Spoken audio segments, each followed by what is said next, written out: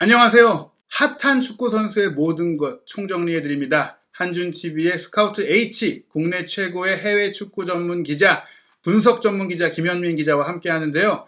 이번 스카우트 H 시작에 앞서 저희가 한 가지 소개해드릴 부분이 있습니다. 지금까지 한준TV 많이 애청해주셨는데 저희가 약간의 문제가 생겨서 새롭게 채널을 개설했습니다. 한준TV 하시고 옆에 영문으로 HANJUNETV라고 함께 검색하시면 유튜브에서 저희의 새로운 채널을 찾아오실 수 있으니까요. 다시 한번 찾아주시고 시청해주시고 많이 구독해주시기 부탁드리겠습니다.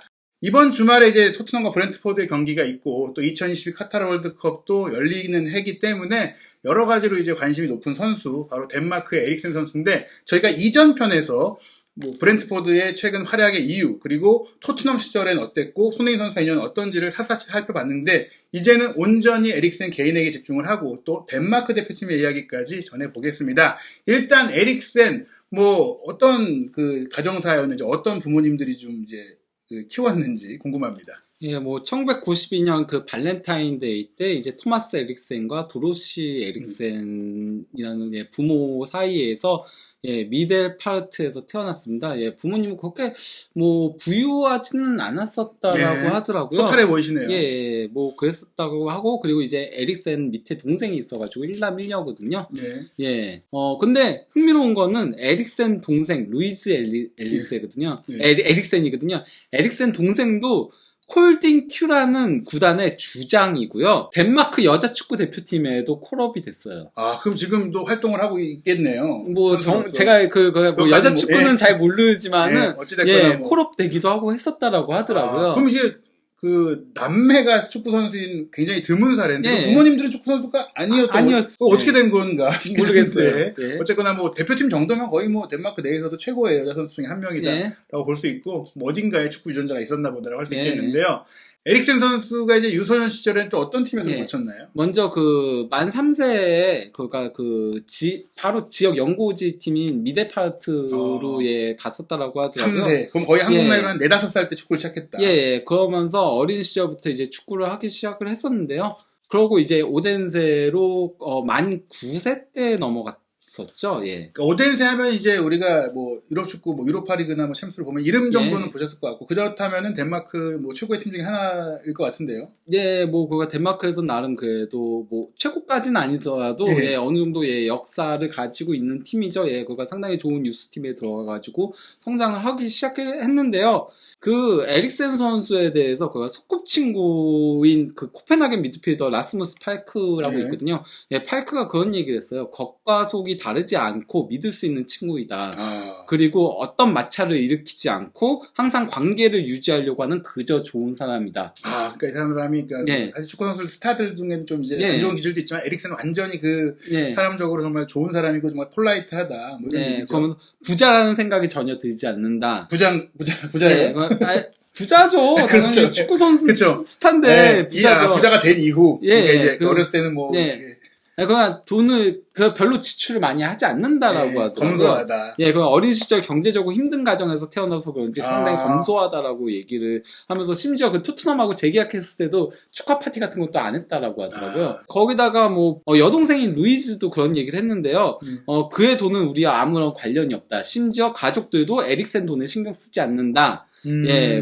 부모님 역시 마찬가지다. 에릭센하고 돈 관련된 얘기를 한 적이 없을 정도로 전략 정신이 투철하고 절대 낭비하지 않는다. 사실은 이제 보통 그런 선수가 하나 딱 스타가 되면 온 가족이 달라붙어서 사업도 하고 화려해지는데 에릭센은 그냥 혼자 축구하면 돈을 벌고 가족들 자기들 삶을 사는 거고. 물론 가장 큰 선물 받았던 게 자동차를 받았었다라고 하더라고요. 소형차를 받았었다라고 하더라고요. 선물로 여동생한테 소형차. 어쨌건 그러면서 이미 우리는 돈보다 더 큰 선물인 크리스티안을 얻었다라고 이렇게 얘기를 하기도 했었습니다. 우리의 가족 중에 이렇게 최고의 선수가 나왔다. 약간 이런 것만으로 충분히 우리는 너무 좋다. 그리고 아버지인 토마스 역시도 성공에 집착하지 않는 여유 있는 모습을 가지고 있다라고 얘기를 했고요. 완전 조용하고 침착하며 스포트라이트를 즐기지 않는다. 오직 축구에서만 즐거움을 찾는다. 나와 내 아내에게 있어 여전히 그는 단 한 명의 크리스티안이 뿐이다. 이렇게 얘기를 했습니다. 뭉클한 인터뷰를 이제 부모님께서 하신 것 같은데요. 참고로 팔크가 에릭센에 대해서 그런 얘기했어요. 에릭센이 어린 시절 우상이 토티였대요. 아, 로마 토티 성격이 전혀 예. 다른데요? 그래서 토티였어가지고 어렸을 때는 로마에서 뛰는 걸 꿈꿨대요. 아. 그런데 지금은 아닐 거라고. 왜냐면 로마가 토티랑 하는 네. 과정에서 약간 좀 강제 은퇴시키다시피 그렇죠. 했잖아요. 그때 엄청 화를 냈대요. 에릭센이. 완전 예, 찐팬이었다. 엄청 화를 내가지고 예. 막 그랬었기 때문에 이제는 로마를 가고 싶어하지 않을 거다라고 얘기를 하더라고요. 그 에릭센 선수가 이렇게 토티의 팬이었다는 걸 처음 알게 됐는데 사실 뭐 예. 플레이 스타일을 봤을 때 조금은 이제 뭐 전방에서 기술적이고 네. 또 골도 잘 넣고 예, 공격형 미드필더니까 영향을 받았을 것 같고요. 네. 침은 안 뱉을 것 같긴 한데요. 어쨌거나 이제 에릭센이 어렸을 때부터 보니까 재능이 대단했을 것 같아요. 그러다 보니까 아약스에 간 것도 그런데 아약스 가기 전에 다른 팀들도 원했다는 얘기가 있어요. 그러니까 뭐 첼시, 바르셀로나, AC 밀란 이런 구단들이 이제 에릭센을 원했었다고 하고 특히 그 아버지 얘기로는 첼시랑 두 번의 트라이얼을 받았었대요. 근데 두 번 다 탈락을 했었대요. 탈락을. 근데 첼시는 조금 더 지켜보기 위해서 세 번째 트라이얼을 제시했고 에릭센은 그걸 받고 싶어 했대요. 받고 싶어 했는데 아버지가 그냥 포기해라. 이래갖고 안 했었는데, 아마도 그 아버지의 이건 추측인데, 아버지 생각에는, 당시 그 첼시 측에서는 에릭센이 너무, 약하고, 그렇게 위대한 선수가 될 거라고는 생각하지 않았던 것 같다라고, 그렇게 얘기를 하더라고요. 사실 첼시 시선으로 봤을 때는 이제 우리가 이제 에릭센이라는 선수의 스타일을 보면 조금 기술적인, 그러니까 아약스나 뭐 바르셀로나나 뭐 이런 계열의 선수인데, 첼시는 조금 이제 예전에 있는 선수들 뭐 램파드를 봐도 그렇고 뭐 중앙 지역의 여러 선수들의 유형을 봤을 때 조금 이제 힘이 있는 발락이라든지 안 맞는 것 같긴 합니다. 그러다가 결국은 그래서 아약스를 선택해가지고 가게 됐던 거였죠. 그렇게 아약스에 가서 이제 아약스를 거쳐 이제 토트넘에 간 스토리는 저희가 이전 편에서 다뤘고요. 이제 지금 이제 새로운 가정을 꾸렸는데 뭐 결혼식은 안 했는데 실질적인 이제 뭐 애도 있기 때문에 가정을 꾸린 에릭센인데 에릭센의 이제 연인 사브리나가 사실 전 세계의 축구 팬들이 다 이제 확인을 했죠. 그분인지. 에릭센 선수가 심정지가 났었을 때 그때 이제 넘어왔었죠. 그래서 그라운드 안으로 들어갔었고 그때 이제 카이르하고 뭐 슈마이켈하고 이제 위로해주고 약간 좀 이런 게 있었는데요. 어쨌건 둘은 2012년부터 이제 연애를 했다라고 하더라고요. 그럼 뭐 유로 했을 때만 해도 이제 거의 10년이 됐으니까 이제 올해로는 거의 이제 10년이 된 이제 연인 관계입니다. 둘 사이에는 이제 아들하고 딸이 하나씩 있는데요. 일단 뭐 2017년에 아들인 알프레드를 낳았고요. 그리고 딸은 2019년에 출생을 했는데요. 이름은 알려지지 않았다고 하더라고요. 에릭센이 일부 숨기고 있는 것 같아요. 요분도 약간 뭐 이제 뭐 미모가 출중하신데 뭐 유명 인사인가요? 그냥 헤어 디자이너입니다. 헤어 디자이너. 헤어 디자이너인데, 다른 걸로 조금 언론지상에 오르내린 적이 있었죠. 그거가 악성 루머로. 어떤 루머가 있었죠? 베르통원하고 내연 관계다. 그렇죠. 그 말도 안 되는 루머겠죠. 그때 그래서 에릭센하고 베르통원하고 다, 불시시라고 글을 올리고 막 이랬었죠. 근데 왜 그런 소문이 났을까요? 참 아마도 제 생각에는 친하다고 했잖아요. 그러니까 이렇게 가족 모임 같은 것들을 했을 때 좀 그런 거를 사진으로 찍어서 조금 그렇게 한 게 아닐까. 만드는 게 아닐까 싶긴 한 거죠. 어떻게 보면 이제 외국에서 조금 더 스킨십도 우리보다 자연스럽기 때문에 친구의 여자친구라고 하더라도 친구처럼 이제 뭐 얘기도 하고 할 수 있는데 그걸 또 교묘하게 찍어 놓는다면 또 그걸 소설처럼 쓰면은 또 판매 부수죠. 거기다가 에릭센은 굉장히 조용하다라고 했잖아요. 그 에릭센의 사생활이 거의 알려진 게 거의 없어요. 그러니까 집에서 그냥 거의 있으면서 뭐 그냥 가족들하고 산책하고 뭐 쇼핑하고 이 정도밖에 없는 거다 보니까 파파라치들이 더더욱 찍을 게 없으니까 그래서 더 그렇게 한 게 아닌가 싶어요. 구설수 같은 것들 일으키지도 않고 하니까요. 뭐 그런 가운데 이제 아약스 시절에 이제 그 동료들 저거 뭔가요? 지나다. 저거 보고 저거 별로 안 좋아해. 아니 그 에릭센의 절친이 심대용이라고 해가지고 이거 심대용 많이 들어본 이름인데 이랬는데 그러니까 아약스 선수들하고 좀 친해요.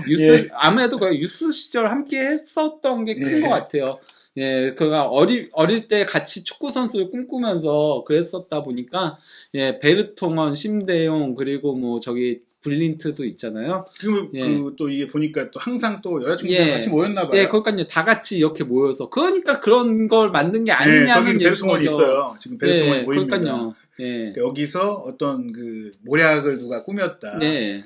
뭐 이런 사건도 있지만 결국에는 이제 에릭센의 인생에서 이제 가장 큰 일은 역시나 뭐 예. 전 세계 축구 팬들의 마음을 아프게 했던 심장 제세동기 삽입을 예. 하게 됐던 그 심정지 사태인데, 예. 근데 아약스 출신의 뭐 이런 인연들이 있는 건지 사실 우리가 또 그러면서 많이 예. 얘기가 나온 게 이제 블린트잖아요. 예, 그러니까 절친인 블린트도 이제 심장 제세 동기를 예. 삽입한 상태로 뛰고 있는데요. 네. 예, 근데 이제 데일리 블린트가 이제 이게 헤르타하고의 여름에 있었던 평가전이었거든요. 예. 2020년 여름에 있었던 예. 그때 심장 제세 동기가 조금 고장 나면서 아, 예, 그래서 이제 교체 아웃됐던 거였어요. 다행히 그때- 좀 됐나 예. 봐요. 저. 그러니까 바로 그냥 아니 왜냐면 심장 제세 동기는 작동 원리가 어떤 거냐면요. 예. 이게 그러니까 평소에는 작동을 안 하고 있다가 심장이 멈출 때 전기를 예. 이렇게 전기 예. 충격을 가해가지고 예. 그래서 이제 심장을 다시 뛰게 만드는 거라고 예. 하더라고요. 근데 고장이 나면 어떻게 해요, 이게? 그게 고장 나면은 그럼 큰일 나는 거죠. 그러니까요. 그러니까 그 어쨌건 간에 심장이 뛰고 있을 때 고장이 났으니까 아. 그걸 아니까 어떻게 알게 되는 거지? 이게 뭐 신호가 가나 보죠? 그건 저도 잘 모르겠는데 예, 고장이 어쨌건 났다. 예, 본인이 그걸 알고서는 이제 그렇게 됐던 음. 거였죠. 예. 어쨌거나 이게 뭐 우리가 또 정확하게 모르지만 이게 아주 생명을 다루는 중요한 거다 보니까 네. 고장이 나면 바로 알 수 있는 그 조치를 취할 수 있는 상황이라서 네. 어떻게 보면 이 선수들이 정말 대단한 것 같아요. 물론 이제 생업이긴 네. 해도 그 정도로 내가 이런 공포를 이겨내면서 축구를 네. 하고 있다. 근데 이게 이런 사례가 지금 블린트하고 에릭센밖에 안 알려졌는데 뭐 사실 최초가 누군지도 궁금하고 또 네. 어떤 다른 선수들이 있는지도 궁금한데요. 최초가 이제 독일의 이제 엥겔브레이트라는 선수인데요. 예. 예, 이 선수가 그가 2013년 7월 20일 당시 이제 슈투트가르터 키커스 소속이었거든요. 그럼 하브리그 예, 3부 네. 리그였어요. 3부 리그였는데 경기 도중에 이제 쓰러졌었어요. 그래서 네. 이 선수 같은 경우는 한 20초에서 30초 정도 의식을 잃었었다라고 하더라고요. 그리고 이제 2017년에 은퇴를 했어요. 그러니까 네. 만 28세에 다소 이른 나이에 은퇴를 하긴 했는데 어쨌건 처음으로 이제 제세 동기를 달고 뛰었던 선수예요. 예. 네, 이 선수가 이제 에릭센 선수가 유로 때 쓰러졌을 때 이제 조금 인터뷰를 길게 한 게 있는데요. 아, 예, 이 선수가 뭐라고 했냐면요. 에릭센이 쓰러지는 걸 봤을 때 내 몸이 얼어붙는 줄 알았다. 직접 또 봤나 보네요, 라이브로. 예, 그러니까 보면서 그가 누워있는 시간 동안 내 공포는 커져만 갔다. 쓰러져 있는 시간이 길어질수록 더 위험해진다는 걸 알고 있었다. 에릭센 선수는 의식을 잃은 게 한 2, 3분 정도. 꽤 길었잖아요. 예. 근데 다 모두가 저도 예, 보면서 너무 근데 충격받았어요. 3분 이상이 되면은 거의 사망을 한다라고 하더라고요. 정말 눈물이 예, 그거 진짜 위험했었다라고 하더라고요. 지난 몇 년간 난 이 일을 잊으려고 노력했었다. 자기가 그런 자기도 걸 했었던- 겪었으니까. 예, 예. 그걸 잊으려고 노력했는데 하지만 에릭센에게 벌어진 일이 내 기억을 일깨워 주었다. 나도 그때 그랬던 게 갑자기 이제 예. 살아나는 거죠. 예, 그러면서 당시에 대한 이제 회고를 조금 했는데요. 경기 시작하고 17분 만에 뭔가 잘못됐다는 생각이 들었다. 어지러웠고 무릎이 약해지기 시작했다. 이미 그 징후가 있었던 거네요. 예, 그러면서 주변 사람들의 소리도 들을 수 없었고 모습도 볼 수 없었다. 순간 의식을 잃었다. 그 다음 기억나는 건 팀 동료가 다니엘 정신 차려 이러면서 왜 그래 이러면서 내 얼굴을 때리는 그게 그가 의식을 잃었다가 그때 이제 정신이 들었다고. 그거 깼을 때 얘기인 거잖아요. 이미 예, 본인은 나도 자기도 모르게 의식이 예. 잃어졌고 다음 기억이 깼을 때다. 예. 그러면서 이제 축구 선수로는 처음으로 제세 동기를 사용하고 있다. 일상생활을 하는 데에는 아무런 문제가 없지만은 프로 축구 선수에겐 다르다. 매일 압박감을 가지고 훈련을 한다. 이게 그가 언제 또 고장날지도 모르는 거고, 네. 또, 예, 그러다 보니까 압박감을 가지고 훈련한다? 의사들 역시 제세 동기를 달고 뛰는 거에 대한 경험이 없어서 걱정이라고 했으나, 죽는 것에 대한 두려움보다는 축구에 대한 사랑이 더 컸기에, 예, 그렇게 했었다라고 하고요. 그러니까 저도 여기서 네. 놀라운 게, 1호라는 게, 사실 그 전에 사례라도 있으면 뭐 그걸 네. 참고할 수 있는데, 이게 정말 너무나 좀 네. 위험한 도전이잖아요. 예. 그래도 큰 문제 없이 뛰었었다. 2014년 1월 28일에 한 번 위험했던 적이 있었다라고 네. 하는데요. 그때 그가 심장이 뛰지 않았대요. 그동안, 예. 느껴지는, 예. 예. 그때 제세 동기가 이제 내 심장을 다시 뛰게 할 정도로 큰 전기 충격을 주었다. 근데 이렇게- 이게 또 재발할 수 있다는 얘기네요. 예. 예. 그 당시 제세 동기 아니었으면 난 아마 이미 죽었을 것이라고 느꼈다 하면서 다만 그 830V의 전기가 몸을 통해 퍼지는 건 절대 기분이 좋은 건 아니다. 그럼 좋은 찍 기분이- 하는 예. 근데 그러고 나서 이제 경기를 못 뛰고 이제 교체가 됐겠네요. 그냥 뛰었다라고 아, 하더라고요. 그래요? 예, 어쨌건 예. 그리고 이 선수가 그거 아까 그 13년 7월에 그랬었다고 했잖아요. 예. 2014년 12월 6일에 복귀전을 치렀거든요. 예. 그때 이제 1대1 동점 상황에서 86분에 교체 출전했다. 당시 우리 팀은 2위였기에 승격을 위해선 승리가 필요했다. 믿을 수 없게도 난 추가 시간 2분, 92분에 결승골을 넣었다. 예. 그리고 그 당시 내 셔츠 밑에는 불가능은 없다. 저게 저거거든요. 저 이거 한번 읽어주시죠. 니시츠 이스트 운메글리히. 이게 예. 그러니까 니시츠는 아니다고 운메글리히는 불가능이거든요. 그러니까 불가능은 없다라는 의미예요. 이걸 그러니까 메시지를 달고 있었다. 난 독일의 모든 토크쇼에 출연했다. 그 당시에. 그러고 나서 정말 대단한 일이었다 하면서 에릭센도 그랬으면 좋겠다. 난 내 자신에게 정직해야 한다. 난 심장병 이후 100% 돌아가지 못했다. 경기력은 100%가 되게 어렵던 거죠. 예, 그러니까 이전 레벨을 60에서 70% 정도에 도달할 수 있었다라고 얘기를 하는데요. 에릭센이 얼마나 심한지는 모르겠지만 내 경험상 100%로 돌아오기는 힘들 것이다. 그가 꼭 100%까지 올라왔으면 좋겠다. 난 그의 첫 경기를 꼭 볼 것이다. 이렇게 얘기를 했습니다. 근데 이 선수도 뛰어난 선수 같아요. 60, 70%만 해도 프로 경력을 계속 할 수 있었던 걸 보면은. 그래도 결국은 만 28세 조기 네. 은퇴를, 조금 젊은 나이에 은퇴를 한 거니까. 네. 예. 저게 사진이 그 제세 동기가 딱 예. 안에 있는데 그 밖에도 아니요. 이게 그러니까 왜냐면은 유니폼을 벗은 거니까. 이렇게 달고 뛰는 건 여기 적혀 있잖아요. 셔츠 예, 밑에 그쵸. 저거. 그러니까 저는 이게 삽입술이라고 해갖고 안에 들어가요. 아. 몸 안에 삽입이 되는 거니까 이게 좀 뭐 여러 가지로 조치를 한 네. 것 같습니다. 그게 그러니까 아마도 뭐 하고 나서 모르겠어요. 지금은 어떻게 되는지 네. 모르겠는데 근데 저렇게 하고 있긴 하더라고요. 예, 네. 저 때는. 정말 너무나 좀 감동적인 스토리였는데요. 네. 이 스토리가 너무나 감동적이었기 때문에 저희가 이번 편을 여기서 중지를 하고 덴마크 대표팀 이야기는 다음 시간에 이제 이어서 전해드리도록 하겠습니다. 네. 이번 시간 에릭센 선수의 이제 인생 그리고 심장 제세 동기에 대한 정말 1호 선수에 대한 스토리까지 들어봤는데요. 2022 카타르 월드컵이 다가오고 있습니다. 에릭센 선수가 돌아온 덴마크는 어떤 전력을 갖축하고 있는지 김현민 기자와 샅샅이 분석해 보겠습니다.